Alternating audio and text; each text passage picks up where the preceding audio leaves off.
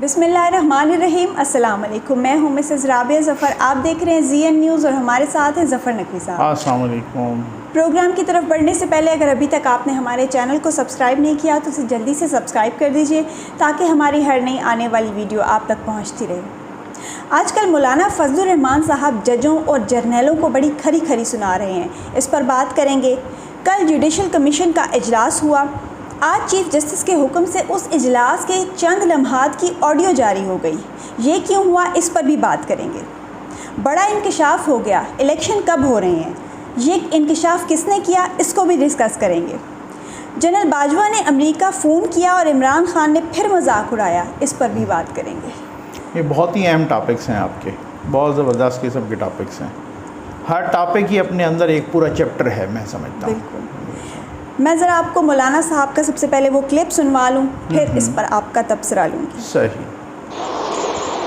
Full court नहीं बनाया कि जज छुट्टी पे है। जुडिशल कॉन्फ्रेंस इसीलिए बुलाई कि जज छुट्टी पे।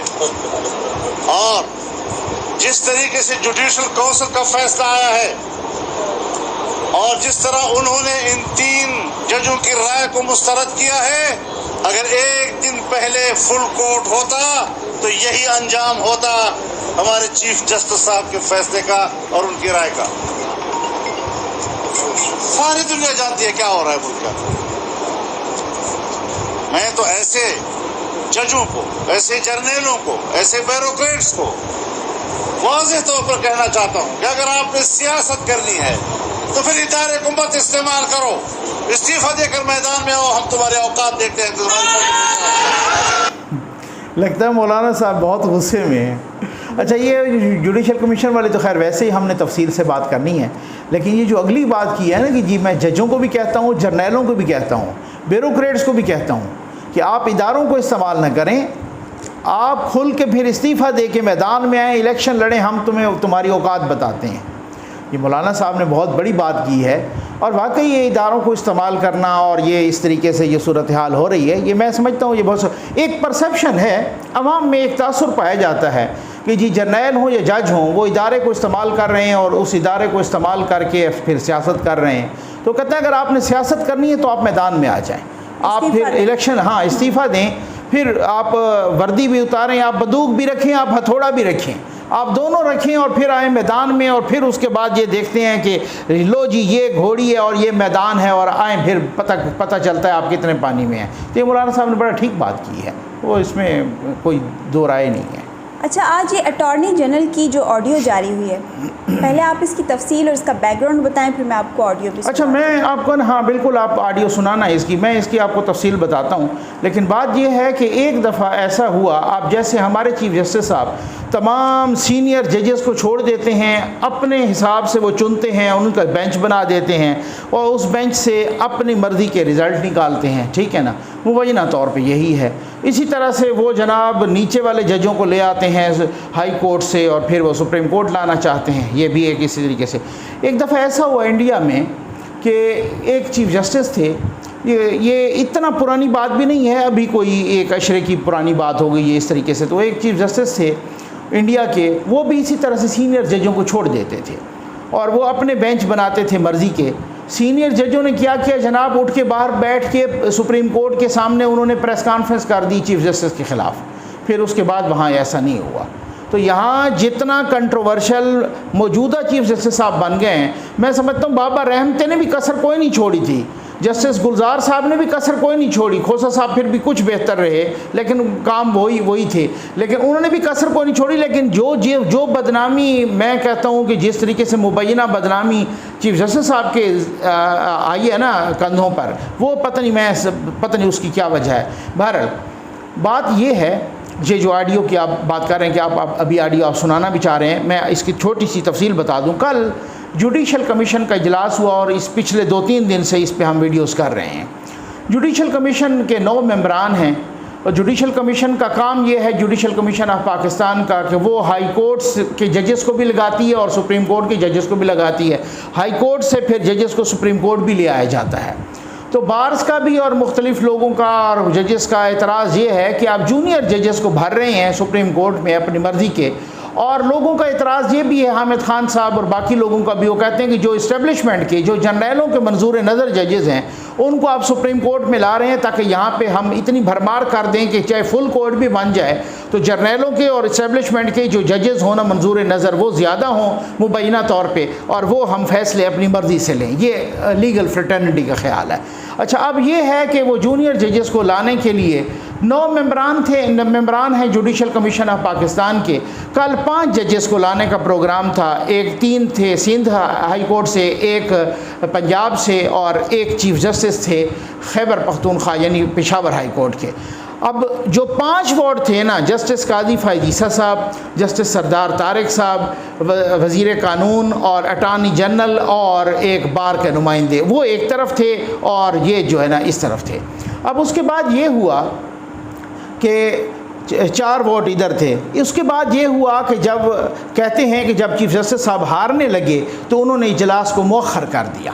اب اس کے بعد جناب یہ ہوا کہ قاضی فائز عیسیٰ صاحب نے بھی خط لکھا کہ جی آپ اس کے منٹس عوام کے سامنے رکھیں، اور آج ایک جسٹس سردار طارق صاحب ہیں، طارق مسعود صاحب، انہوں نے بھی خط لکھ دیا۔ تو یہ بہت بڑی بات ہے، انپریسیڈنٹڈ بات ہے کہ 2 ججوں نے اپنے چیف جسٹس کے خلاف خط لکھ دیا۔ اب چیف جسٹس صاحب نے کہا ہے کہ ایک آڈیو اس پروگرام کی، وہ جو جوڈیشل کمیشن کی کارروائی تھی نا، اس کی آڈیو ہم جاری کر رہے ہیں۔ اس آڈیو مخصوص لمحات کی آڈیو جاری کی، اور چیف جسٹس صاحب نے یہ نہیں کہا کہ میں ہار گیا ہوں، چیف جسٹس صاحب نے کہا کہ اس کو مؤخر کر دیتے ہیں، اس کو آئندہ کے لیے رکھ دیتے ہیں، جب وہ ہار جائے نا تو وہ نام دوبارہ نہیں آ سکتے، لیکن اب اگر آپ مؤخر کر دیں گے، پوسٹپون کر دیں گے اس کو، تو پھر وہی نام دوبارہ بھی آ سکتے ہیں۔ چیف جسٹس صاحب یہ چاہ رہے ہیں کہ یہ نام دوبارہ بھی آ جائیں، کیونکہ مبینہ طور پہ یہ نام جرنیلوں کے منظور نظر ہیں، لوگ کہتے ہیں۔ اچھا، اب اس کے بعد یہ ہوا کہ اٹارنی جنرل کی وہ آڈیو آ گئی ہے اب اٹارنی جنرل صاحب کی، اور وہ کہہ رہے ہیں کہ آپ یہ آڈیو سنا دیں، پھر اس کے بعد میں اس پہ مزید ذرا تبصرہ کرتا ہوں۔ پہلے یہ آڈیو سن لیں۔ جی جی،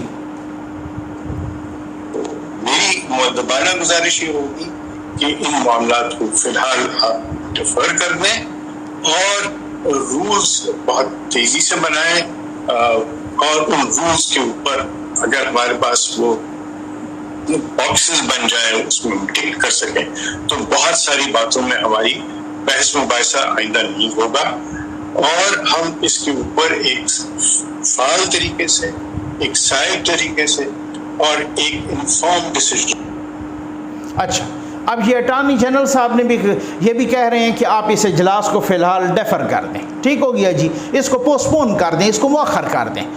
اچھا، باقی ججز کی بھی آڈیو کوئی نہیں ہے اس حوالے سے کہ جی کوئی ڈیفر کر دیں یا اس کو پوسٹپون کر دیں، لیکن اٹارنی جنرل نے کیوں کہا ہے؟ بات تو یہ ہے نا، جس طرح سے قاضی فائز عیسیٰ نے اپنا موقف رکھ دیا ہے، جس طریقے سے سردار طارق صاحب نے اپنا موقف رکھ دیا ہے، اسی طرح سے بار کا موقف بھی آ گیا ہے، وہ اختر حسین صاحب بار کے نمائندے تھے، 3 کا موقف آ گیا ہے، اسی طریقے سے وزیر قانون اور اٹارنی جنرل کا موقف کیوں نہیں آ رہا؟ یہ کیوں پیٹھ میں چھرا گھونپ رہے ہیں؟ پھر وہی حکومت ہے، پھر وہی مفاہمانہ پالیسی ہے، پھر وہی اسٹیبلشمنٹ کو خوش کرنے کی اور بوٹ چاٹنے کی پالیسی ہے۔ بھائی کھل کے سامنے آؤ، آپ آؤ، یا تو کہو کہ ہم ان ججز کو لانا چاہتے ہیں یا ہم ان ججز کو نہیں لانا چاہتے۔ بھائی وزیر قانون صاحب آپ بھی آئیں اور اٹارنی جنرل صاحب، پہلی بات تو یہ ہے کہ اٹارنی جنرل صاحب کو جب پتہ تھا کہ اجلاس ہو رہا ہے وہ پہلے ہی ٹر گئے جناب امریکہ علاج کروانے کے لیے۔ یہ جیسے عمران خان صاحب کہتے ہیں کہ ناداں گر گئے سجدے میں جب وقت قیام آیا، تو جب آپ کو یہاں کی ضرورت تھی آپ 4 دن بعد لیٹ چلے جاتے، کون سی قیامت تھی؟ میں آپ کو ایک اٹارنی جنرل کا ایک آپ کی اجازت ہو تو بس 1 ہی منٹ میں ایک بات سناؤں۔ آپ یقین کیجئے کہ مجھے نون لیگ کے ایک بہت ہی سرکردہ رہنما نے یہ بات سنائی ہے۔ وہ کہتے ہیں کہ اٹارنی جنرل صاحب کو یہاں پہ جب لگایا جا رہا تھا، وہ ان کے بارے میں خیال ہے کہ اٹارنی جنرل صاحب کہتے ہیں کہ بھائی مجھے لگائیں یا نہ لگائیں، میں 2 کام نہیں کروں گا، ایک میں ججوں کے خلاف نہیں بولوں گا اور ایک میں جرنیلوں کے خلاف نہیں بولوں گا، بس بات ہی ختم ہو گئی۔ پھر آپ بعد میں روتے رہیں کہ جی وہ تو سپریم کورٹ نے یہ زیادتی کر دی اور وہ زیادتی کر دی، اور پتہ نہیں اگلے 2035 تک پتہ نہیں کیا کیا ہمارے ساتھ ہو گیا، نواز شریف صاحب کے ساتھ بھی زیادتی ہو گئی اور مریم نواز کے کیسز میں بھی زیادتی ہو گئی، فلاں زیادتی ہو گئی، اور آپ خود جرنیلوں کے منظور نظر ججوں کو بھرنا چاہتے ہیں سپریم کورٹ میں، تو پھر بھریں، پھر مفاہمانہ پالیسی اپنائیں۔ پھر بات تو وہ ہے نا کہ عمران خان صاحب ڈٹ کے تو بات کرتے ہیں نا، چاہے وہ غلطی کرتے ہیں، چاہے وہ غلط بول دیتے ہیں، ڈٹ کے کرتے ہیں بات، ماں بہن ایک کرتے ہیں، ایسی کی تیسی کر دیتے ہیں. تو یہی پالیسی ہے نا, آپ نہ ادھر کے نہ ادھر کے, نہ کھل کے سامنے آتے ہیں, صاف چھپتے بھی نہیں, سامنے آتے بھی نہیں. وہی والی بات ہے. اور کل کو آپ پچھتاوے کا شکار ہو کہ جناب ہم سے کیا ہو گیا, اور پھر آپ کہیں کہ جناب نواز شریف صاحب کو بھی دھوکہ دیا گیا تھا اور یہ ہو گیا تھا وہ ہو گیا تھا. تو بھائی وزیر قانون بھی آؤ آپ سامنے, اور اٹارنی جنرل بھی آپ سامنے آؤ, اور آپ سامنے آ کے کہو جس طرح سے جسٹس قاضی فائز عیسی صاحب نے کہا ہے, جس طرح سے بار کے نمائندوں نے کہا ہے, جس طریقے سے جسٹس سردار طارق صاحب نے کہا ہے, آپ آؤ اور آپ کہو کہ ہم نے مسترد کیا, یہ غلط بات ہے, یہ پہلے والی بات تھی, یہ ہم نے پہلے آڈیو تھی, یہ ابتدا میں کہا تھا, اس وقت نہیں کیا تھا انہوں نے ڈیفر, لیکن جب بھی کہا تھا ابتدا میں کہا ہے یا درمیان میں کہا ہے تو آپ کی آڈیو ہے, تو آپ کی آواز, تو کہا تو ہے آپ نے. تو یہ آدھا تیتر آدھا بٹیر اور یہ منافقانہ اور میر جعفر والی پالیسی نہ چلیں, یہ والی بات. اچھا, حکومت کی یہ بھی تو سمجھ نہیں آ رہی, انہوں نے کل حکومت نے پی ٹی آئی کے 11 استعفے قبول کر لیے. جی عمران خان کا ابھی تک استعفیٰ قبول کیوں نہیں کیا؟ ہاں جی, اور شیخ رشید جی بالکل ایسے ہی ہے. یہی میں سمجھتا ہوں یہ بھی منافقانہ پالیسی ہے. یہ بھی مجھے سمجھ نہیں آئی کہ یہ 11 جو استعفے قبول کیے گئے ہیں یا منظور کیے گئے ہیں, وہ عمران خان صاحب جو آپ کی ایسی تیسی کر رہا ہے, اس کا استعفیٰ کیوں نہیں قبول کیا؟ اس کے استعفے کو منظور کرنے میں کون آڑے آ رہا ہے؟ شیخ رشید جو روز ہی نئی شرلی چھوڑ دیتا ہے, اس کا استعفیٰ منظور کرنے میں کون آڑے آ رہا ہے؟ اچھا, آپ کو یاد ہے فواد چودھری نے بھی تو یہ اعلان کیا تھا, فواد چودھری, اسد کیسر, قاسم سوری, ٹھیک ہو گیا نا, اور یہ سارے لوگ, شاہ محمود قریشی تو تقریر کرنے والا تھا, ہم سارے سن رہے تھے, وہ تو جب تقریر کرنے لگا تو انہوں نے خود استعفوں کا اعلان کیا, اس کا کیوں نہیں منظور کیا؟ تو یہ سمجھ کوئی نہیں آتی کہ بھائی جو ہے نا, یہ آسان ترین طریقہ تھا, سب کے استعفے آپ منظور کرتے, کوئی تو ہے نا منظور نہیں کرنے دے رہا نا. تو یہ پوچھ کے اور یہ جناب میسنے بن کے اور اس طریقے سے چلیں گے, کل کو آپ کو لگتے ہیں دفعے, پھر آپ آتے ہیں ٹی وی میں اور آپ پھر ٹی وی پہ بیٹھ کے اور آپ پریس کانفرنسز کرتے ہیں. تو یہ آپ جو ہے نا, میں سمجھتا ہوں ڈبل سٹینڈرڈ, اب یہ منافقت ختم ہونی چاہیے. اچھا, آج شیخ رشید صاحب نے ایک ٹویٹ کیا ہے, پہلے میں آپ کو ٹویٹ پڑھ کے سنا. اچھا, ضمنی الیکشن کی بجائے نئے الیکشن پر معاملات طے پا گئے ہیں. الیکشن کی تاریخ, نئے الیکشن کمیشن اور نگران حکومت کا فیصلہ قوم جلد سن لے گی. قرنطینہ والے بھی الیکشن مان گئے ہیں, صرف فضل الرحمان رہ گئے ہیں. $250 کا بجلی اور LPG میں 10 روپے کا اضافہ مارکیٹیں بند کر دے گا. اب یہ شیخ صاحب خیر ویسے شورلی چھوڑتے رہتے ہیں, لیکن قرنطینہ والے کا ان کا اشارہ ہے زرداری صاحب کے بارے میں, کیونکہ زرداری, ہاں میں آپ کو ایک بات بتا دوں, نواز شریف صاحب تو پہلے دن سے کہہ رہے تھے بھائی یہ لعنت اپنے ذمہ نہ لو, یہ عمران خان کا 4 سال کا گند ہم پہ ڈال دیا گیا, آپ الیکشن کی طرف جاؤ, وہ تو پہلے دن سے کہہ رہے تھے, ٹھیک ہو گیا نا.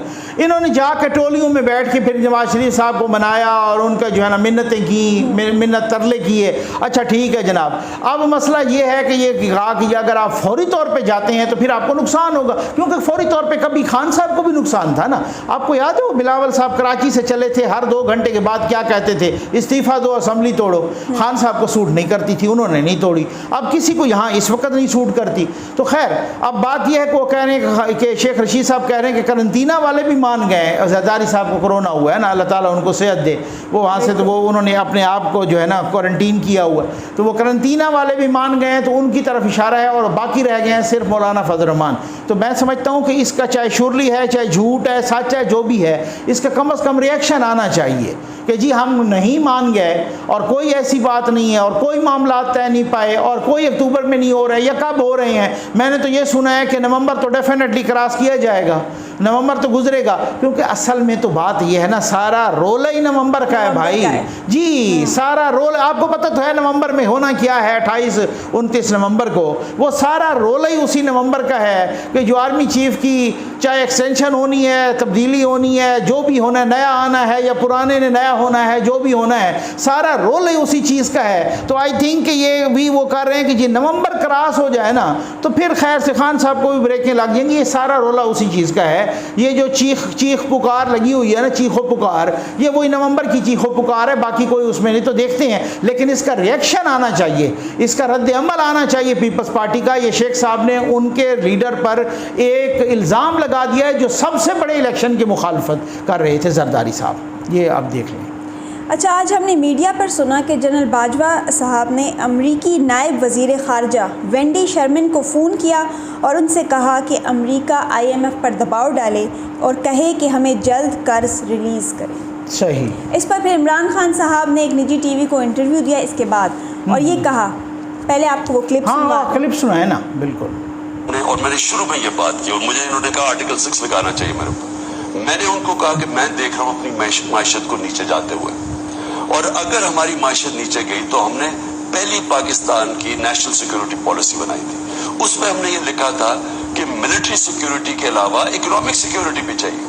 اور سوویت یونین کی مثال دی کہ جب ان کی اکنامک سیکیورٹی ختم ہوئی یا معاشی طور پہ وہ نیچے گئے تو ان کی وہ ملک ٹوٹ گیا. تو میں تب یہ کہا تو انہوں نے کہا یہ آرٹیکل 6. ابھی بھی میں یہ کہہ رہا ہوں کہ جیسے جیسے ہم کمزور ہوتے جا رہے ہیں, اگر یہ بات ٹھیک ہے کہ جنرل باجوہ ٹیلی فون کر رہے ہیں ان کو امریکیوں کو کہ ہمیں مدد کرے IMF کے ذریعے, اس کا مطلب کہ ہم کمزور ہوتے جا رہے ہیں. اس لیے آرمی چیف, نہیں تو آرمی چیف کا تو کام نہیں ہے. اور اگر اسی طرح کمزور ہوئے تو آپ کا کیا خیال ہے کہ کیا ہماری امریکہ مدد کرے گا اور وہ پھر ہمیں کوئی ہمارے سے ڈیمانڈ نہیں کرے گا؟ کیا چیز ڈیمانڈ کرے گا ہمارے سے؟ اور مجھے جو خطرہ ہے کہ ہماری سیکیورٹی, ملک کی سیکیورٹی کمزور ہو, اگر جو ان کی کئی دفعہ ڈیمانڈ آتی رہی, اگر ادھر تک گئے ہم تو آخر میں پاکستان کو کمزور ہوگا. اچھا, بات میں وزن تو ہے خان صاحب. جی خان صاحب کی بہت ساری باتوں میں وزن ہوتا ہے بھائی. ماضی میں خان صاحب کہتے رہے کہ میں ایسا وزیر اعظم تو بننا نہیں چاہتا کہ میں کٹ پتلی بنا بیٹھا ہوں اور ایجنسیاں چلا رہی ہوں. ٹھیک ہو گیا نا, خان صاحب کہتے رہے نا. بعد میں خان صاحب نے آ کے کہا کہ جی میری حکومت تو چلائی ایجنسیاں رہی تھیں, مجھے تو پتہ کوئی نہیں ہوتا تھا. ٹھیک ہو گیا نا. اور خان صاحب نے تو یہ بھی کہا تھا کہ میں 15 سے 20 کی ٹوٹل کیبنٹ رکھوں گا. بعد میں وہ آدھی سینچری کو کراس کر گئی. خان صاحب نے تو یہ بھی کہا تھا, بڑے آئیڈیل باتیں تھیں نا, کہ میں IMF نہیں جاؤں گا, میں خودکشی کر لوں گا. بعد میں IMF بھی گیا اور خودکشی بھی نہیں گئی. اور بعد میں جب لوگوں نے تانا دیا تو خان صاحب نے کہا کہ اچھا لیڈر ہوتا ہی وہی ہے, جو عظیم لیڈر وہی ہوتا ہے جو یو ٹرن لے لیتا ہے. بھائی مجھے یہ بتایا جائے, بات بالکل ٹھیک ہے, آئیڈیل بات ہے اور اچھی بات ہے کہ جب آرمی چیف کو امریکہ فون کرنا پڑے کہ IMF پہ ذرا دباؤ ڈالو, اس کے ذرا کان کھینچو, کیونکہ انہوں نے ہم سے معاہدہ بھی کیا, اس کے باوجود بھی ہمیں قسط جاری نہیں کر رہے, تو پھر وزیر اعظم صاحب کیوں بیٹھے ہیں, وزیر خزانہ صاحب کیوں بیٹھے ہیں, دفتر خارجہ کیوں بیٹھا ہے, فائنانس منسٹری کیوں ہے, وہ ساری چیزیں یہ کیوں آرمی چیف کو ہی فون کر. یہ بات بالکل اصولی ہے. لیکن مجھے یہ بتایا جائے کہ خان صاحب کے زمانے میں یہی جنرل باجوہ تھے جو چین سے بھی پیسے لا رہے تھے, یہی جنرل باجوہ تھے جو UAE سے بھی پیسے لے آئے, یہی جنرل باجوہ تھے جو سعودی عرب سے بھی پیسے. اس وقت ٹھیک تھا, وہ آپ کے زمانے میں پیسے لے آئے ہیں تو وہ بالکل ٹھیک, کھرے, سچے, بڑے اچھے بندے ہیں. اور ان کے زمانے میں کہیں امریکہ کو کہ جی آپ ذرا IMF کو تھوڑے کان کھینچے, کیونکہ ہمارے ساتھ معاہدہ کر کے بھی ہمیں نہیں دے رہے. اور کیوں نہیں دے رہے, ہم نے بجلی کے بھی بل بڑھائے ہیں, ہم نے قیمتیں بڑھائی, ہم نے پیٹرول کی, وہ ساری چیزیں یہ ظاہر ڈسکس ہوئی ہوں گی, اور وہ سارا کچھ جو ہے نا, تو اس کے باوجود بھی ہمیں قسط نہیں جاری کر رہے. تو یہ کیوں نہیں جاری کر رہے؟ ٹھیک ہے, ان کو کہیں کہ ہم قسط جاری کریں, تو اب وہ غلط ہو گئی ہے. اب مسئلہ یہ ہے کہ جب ہم اپوزیشن میں ہوتے ہیں اس وقت ہم کوئی اور باتیں کرتے ہیں, جب ہم حکومت میں ہوتے ہیں اس وقت کوئی اور باتیں کرتے ہیں. اپوزیشن میں ہم چے گویرا بن جاتے ہیں, ہم اپوزیشن میں خیر سے جو ہے نا موز تنگ بن جاتے ہیں, ہم اپوزیشن میں خمینی بن جاتے ہیں, اور جب ہم آتے ہیں, ہم اپوزیشن میں ہوتے ہیں تو نیلسن منڈیلا بن جاتے ہیں, اور جب ہم آتے ہیں حکومت میں تو پھر اس کے بعد جناب ہم بھیگی بلی بن جاتے ہیں, پھر اس کے بعد ہم کسی کے سامنے کوئی وہ نہیں کر سکتے. تو یہ باتیں آئیڈیل, اصولی, یہ ساری کچھ بڑی ٹھیک ہوتی ہیں, لیکن ان کے اپنے زمانے میں بھی تو وہی بھاگتے رہے, وہی ان کو سارا کچھ کر کے دیتے رہے. تو اس میں ایسی کون سی بات ہے کہ وہ پھر جو ہے نا, تو یہ اب طنز کرنے والی بات, اور ہم کمزور ہو جائیں گے اور وہ ہو جائیں گے اور یہ ہو جائیں گے. آپ کے زمانے میں بھی سرکار ایسے ہی ہوتا رہا ہے. یہ وہ مولانا فضل الرحمان صاحب نے بالکل ٹھیک کہا آج کی پریس کانفرنس میں بھی, کہ چونکہ آپ کو پتہ ہے کہ امریکہ کی خلاف مخالفت میں نعرہ لگائیں تو یہ چورن پاکستان میں بکتا ہے, اس وجہ سے آپ نے بھی یہ چورن بیچنا شروع کر دیا. اور جب آپ حکومت میں ہوتے ہیں تو پھر ٹرمپ کے پاس بیٹھ کے ایسی بھیگی بلی بنتے ہیں کہ پھر آپ ان کو کہتے ہیں ہم تو آپ کے پارٹنر ہیں, ہم تو یہ چاہتے ہیں کہ آپ کے ساتھ بڑا اچھا تعلق رہے, ہم تو یہ چاہتے ہیں. ڈاکٹر عافیہ صدیقی کے بارے میں آپ نے ایک لفظ نہیں بولا. وہاں کی ایک صحافی کھڑی ہوئی اور انہوں نے سوال کیا کہ ڈاکٹر عافیہ صدیقی کے بارے میں تو آپ نے یہاں آ کے ایک جملہ نہیں بولا. اب آپ بڑے چیگویرا بنے ہوئے ہیں. یہ باتیں کرنے بڑا آسان ہوتی ہیں. بس یہ والی صورتحال ہے. اس کے ساتھ ہی ہمارے پروگرام کا وقت ختم ہو جاتا ہے. امید ہے آپ کو آج کا پروگرام پسند آئے ہوگا. اپنا فیڈ بیک ضرور دیجیے گا. اللہ حافظ.